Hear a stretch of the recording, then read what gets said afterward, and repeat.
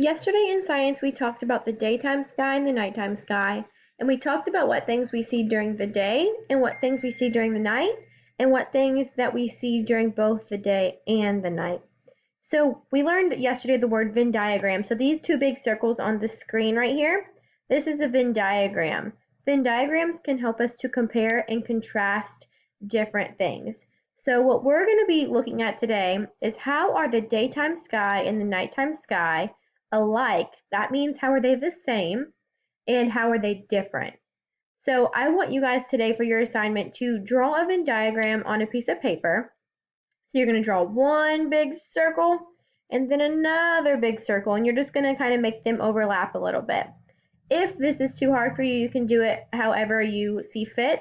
But you're going to draw a Venn diagram, the two big circles overlapping, and you're going to label one side daytime sky and label the other side nighttime sky.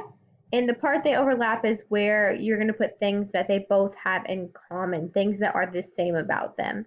So for your assignment today, you guys are going to draw this Venn diagram on your paper and label it.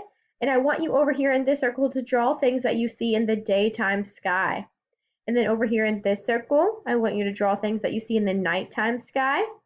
And right here, you're going to draw things that you can see in both the day and the nighttime sky. Now this assignment is a little tricky. It is going to be a little hard. It's going to require you to think back on what you've learned and kind of put it all together. If you will need help, please feel free to ask your teacher for help during a one-on-one or give us a call or text.